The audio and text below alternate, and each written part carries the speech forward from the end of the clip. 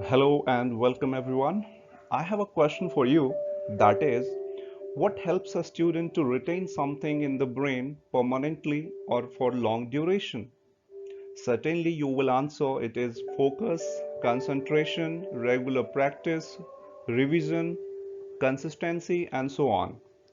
But in my opinion, it is complete understanding of the problem as well as solutions with related facts, properties and concepts of the chapter that helps you to retain your learning for long duration. With that note, you're going to learn things in detail in this video. So let us begin with the very first question of the exercise.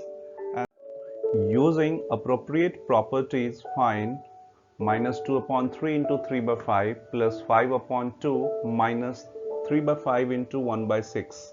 So here we need to understand how we can solve it. So we need to commutate the terms. So here we see 3 upon 5 is in the first term and 3 upon 5 is in the last term, and in between we have the second term, that is 5 upon 2. So we can commutate these two terms, second and third term, so that we can take 3 by 5 as the common value, and this is in expanded form.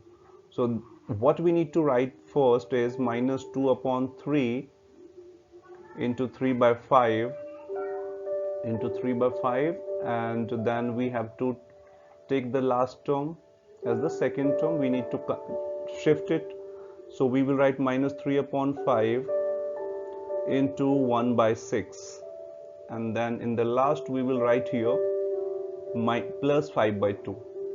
So this is what the very first step to solve this question. Now 3 by 5 is common here, so 3 by 5 we have to take common, so you will write 3 upon 5, and then within bracket it is minus 2 by 3 and minus 1 by 6. So we have to write here minus 1 by 6 and plus 5 upon 2. Next we have to solve the bracket. So 3 upon 5 is outside the bracket as we have taken it as common. Now this is the fractional subtraction, minus 2 upon 3 and minus 1 upon 6. So you can use the concept of equivalency here. You multiply the both numerator and denominator with 2, and you will get an equivalent of minus 2 upon 3 as minus 4 upon 6, and then your denominator would be same, and you can simply do the addition or subtraction of the numerator. Or another way we have that the LCM of 3 and 6, that is 6 here. So the equivalent rational number, that is minus 2 upon 3, it will be equal to minus 4 upon 6. So 3 goes 2 times to become 6 here. So minus 2 has to go 2 times to become minus 4. So the minus 4 upon 6 is an equivalent rational number to minus 2 upon 3. Now 1 upon 6, so we can simply write here minus 1, and denominator we has here 6. So this is the concept of LCM that we use. Now plus 5 upon 2 is here. Now next step we have to solve the bracket. So this is 3 upon 5, within bracket we have minus 5 upon 6, minus 4 and minus 5, so minus 5 upon 6. So we need to open the bracket and we can write it in multiplication form here. So this is minus 5 upon 6 and then plus 5 upon 2. Now next step says here, you can cancel the numerator and denominator when the numbers are multiple of the same number. If you can divide it by the same number, 5 ones are 5 and minus 5 goes 1 times. So it's minus 1 times 5, minus 1 times will be minus 5, and 5 1 times will be 5 here. So now 3 ones are 3 and 3 2 times will be 6. So we got 1 minus 1 time, this 1 is negative with minus sign, so 1 minus 1 time will be minus 1. So we will continue here, minus 1 upon 2, 1s are 2, denominator, and then plus 5 upon 2. So this is what we continue further. So we have the same denominators, so numerators are added very easily here when the denominators are same. So minus 1 plus 5 upon 2, and we know that minus 1 plus 5 on the number line, how to solve it. So it's plus 4 and divided by 2, we have the answer 2 for this very first part of the first question. So this is how we proceed further, following the every step and get the solution. So it's very important to recall all the properties that we have learned in this chapter. The link for the different properties and concepts is given in this video. You can find it from the show more options. Now second part also we can solve it in the same way. Here we have 2 upon 5, and in the last term you can see 2 upon 5. So you can write the first term and the last term together, and you can take 2 upon 5 common, and then you can write minus 1 by 6 into 3 by 2, and you can continue with the steps one by one as we have done it in first part. So I hope you can solve the second part yourself. Now question number 2 says write the additive inverse of each of the following. So we know that additive inverse of any number we find by changing the sign of plus or minus. If I say there is a number that is a upon b, what is the additive inverse of a upon b? This is a rational number, so it's minus a upon b is the additive inverse. Why it's minus a upon b? We simply change the sign. It's positive, so it becomes negative. What is the additive inverse of minus a upon b? It will be a upon b, vice versa. So we are supposed to find the additive inverse of each of the following here. So the very first part is 2 by 8, and we know the additive inverse of 2 by 8 will be minus 2 by 8. So here we have minus 2 by 8 as the additive inverse.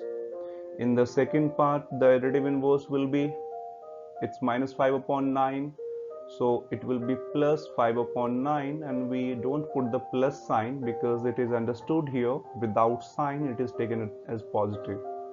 In the third part we have minus 6 and minus 5 upon minus 5, so this is what we can write it as 6 upon 5 because minus sign cancel each other. So if both numerator and denominator both are negative, then you write it as without sign, that is 6 upon 5 positive, and its additive inverse will be minus 6 upon 5. And in the fourth part it's 2 upon minus 9, so it will be 2 upon 9. Fourth part is 2 upon 9. Whether it is with denominator or numerator, the sign is changed, so it's minus 9, so you can write it as minus 2 upon 9 also. So 2 upon 9 is the additive inverse of 2 upon minus 9, or you can say minus 2 upon 9 also. In last part we have 19 upon minus 6, so additive inverse will be 19 upon 6. So this is what we understand the concept of additive inverse. Now we move on to the next question number 3. Verify that minus x within bracket is equal to x for first part and the second part. So for the very first part we have to solve LHS. Left side is given minus x, and right side we have x. The value of x is equal to 11 upon 15. So here you have the LHS side, that is minus x, left hand side. So it is minus x, so you need to put simply the value here. So it's minus within bracket minus 11 upon 15, and we know that minus becomes positive, minus time minus becomes plus, so it's plus 11 upon 15. So this is what the LHS. Now RHS is simply given to us so RHS we have x here, so we write RHS x, and that is 11 upon 15. So we see that 11 upon 15 and LHS, RHS both are 11 upon 15. So we write LHS is equal to RHS. LHS is equal to RHS, and we can say hence verified. Hence verified. So in case of the verification, you always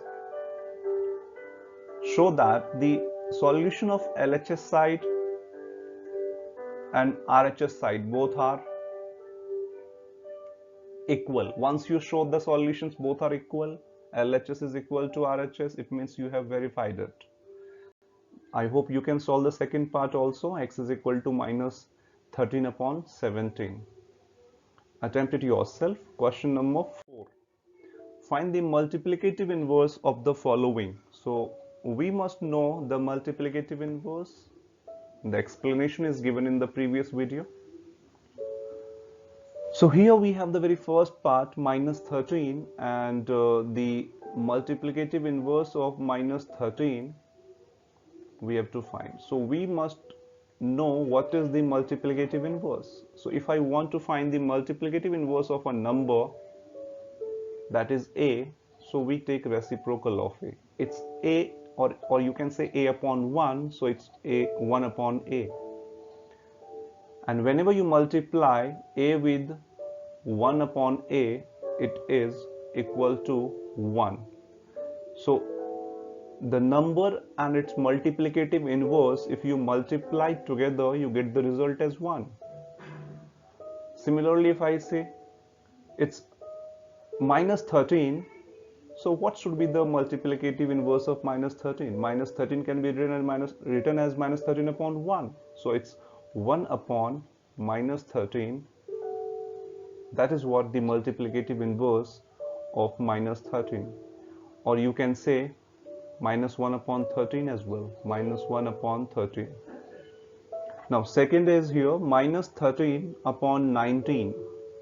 So the multiplicative inverse of minus 13 upon 19 will be 19 upon minus 13, or you can say minus 19 upon 13. Both are same.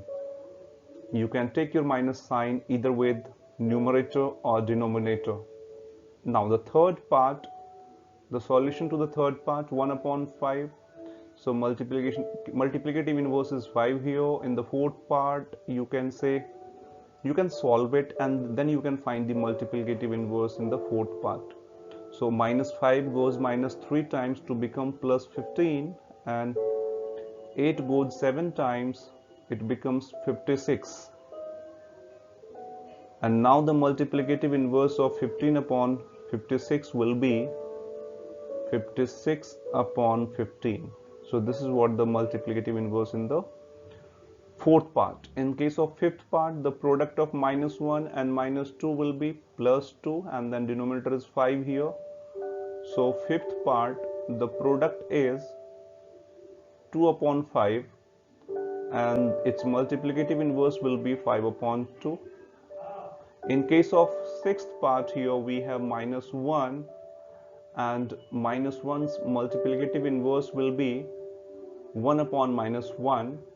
So 1 upon minus 1 is again minus 1 itself. So 1 and minus 1 both has the same multiplicative inverse. So I hope you have the clear understanding of the multiplicative inverse and the all parts of this question number 4. Now next we have question number 5. Name the property under multiplication used in each of the following, and the very first part is here, minus 4 upon 5 into 1. So here we can say that this is the multiplicative identity. Property is multiplicative identity. So 1 is multiplicative identity, and that is the solution in the very first part. 1 is multiplicative identity, and this is the property also. This is multiplicative identity.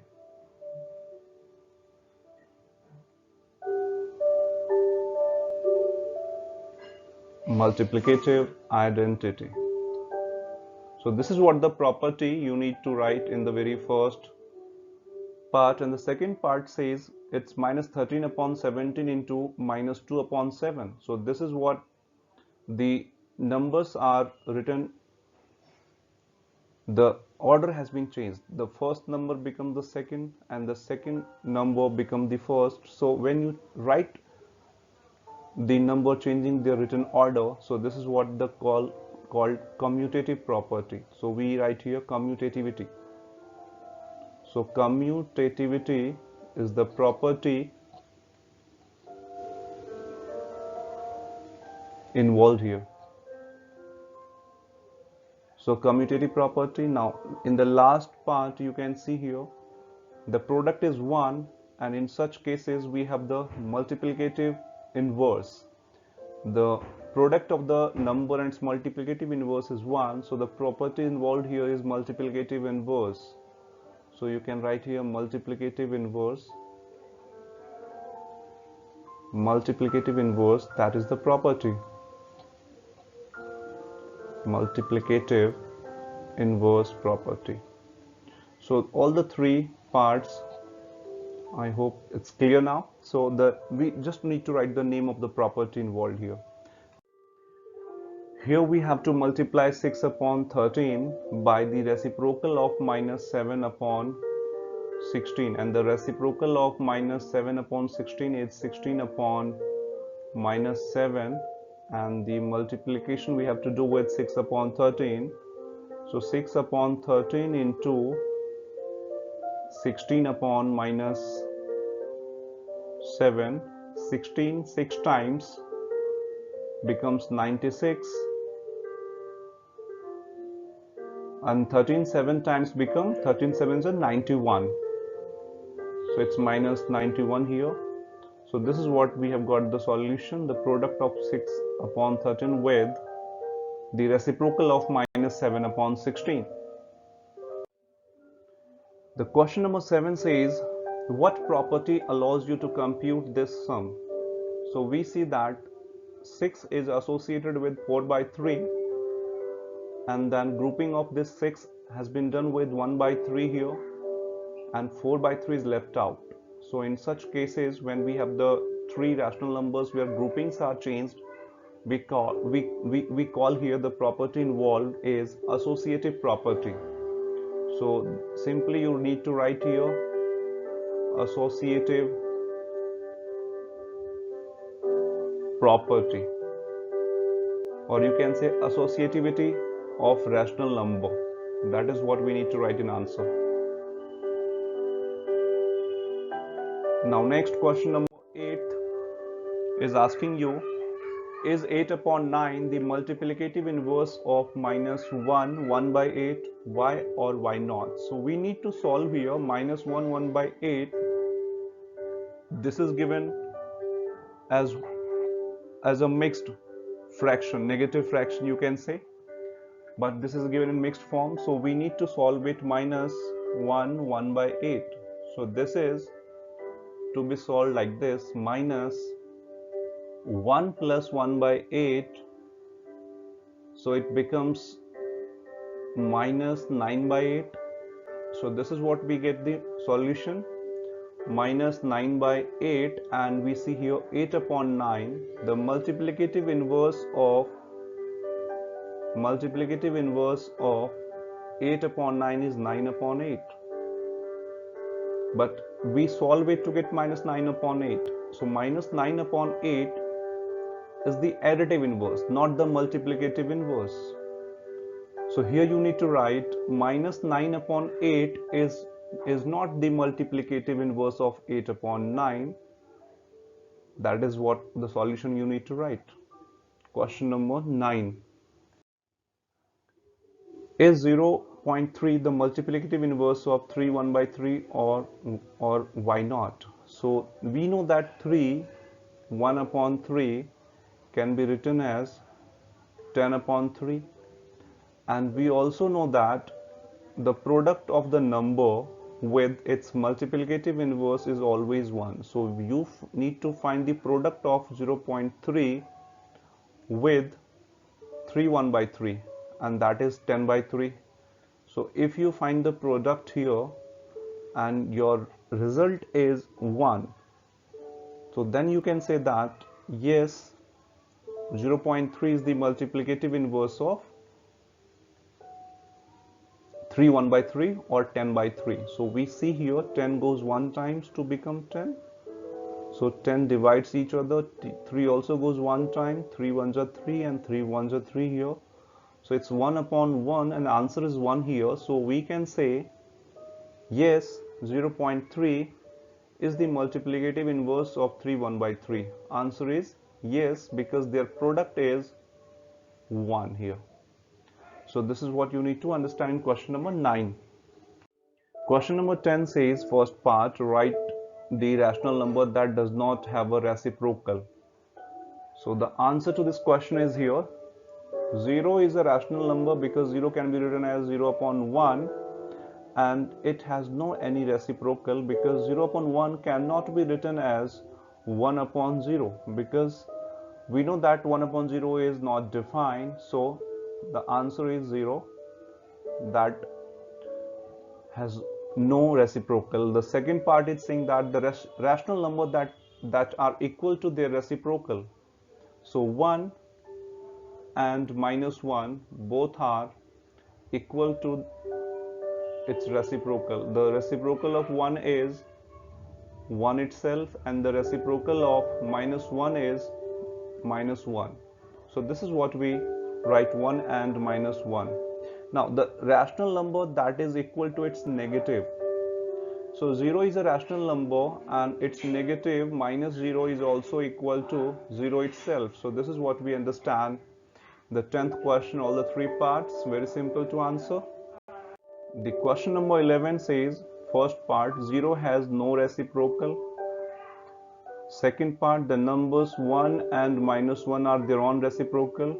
The reciprocal of minus 5 is 1 upon minus 5.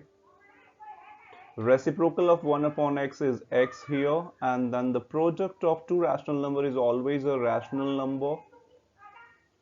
Now next, the last part, we have the reciprocal of a positive rational number is always a positive rational number, positive rational number. So this is what the question number 11, the last part, positive rational number. The question number 11 is here solved. So I hope you have understood the each and every question in detail. Thank you. Please like, share and subscribe the channel.